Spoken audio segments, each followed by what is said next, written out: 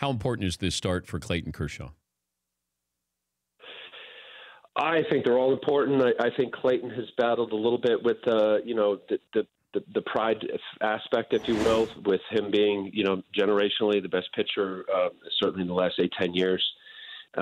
Listen, Dan, his stuff isn't the same. And I think the anticipation, or the people who watch baseball closely, is, you're looking at a guy who had a run that statistically rivaled only Sandy Koufax with how dominant he was.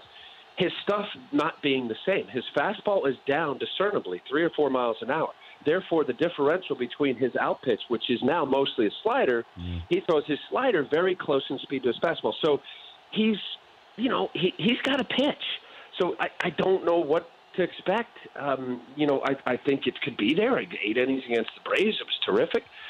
But did you see the tweet? Did you see the tweet by Mark Mulder, the former pitcher, who said, and I'm paraphrasing, but he's saying, as he's watching in real time, Kershaw's last outing, he goes, I don't know if he can get, I never thought I would say this, but I don't know if he can get people out with this stuff. And you would never say that about Kershaw. And that brings me to, he can opt out of his contract, but if you're the Dodgers, do you have to look at this and say, do we want to pay this guy, $200 million for the next 7 years or 6 years? I mean, there's a bigger question, right? Yeah, I can't imagine him opting out. Can you? No. I mean, if you really think about the back issue, you have to go back to 2016 when it all started creeping in. And, his innings were down. I think he threw right around 150. He hadn't thrown 200 plus innings since 2015.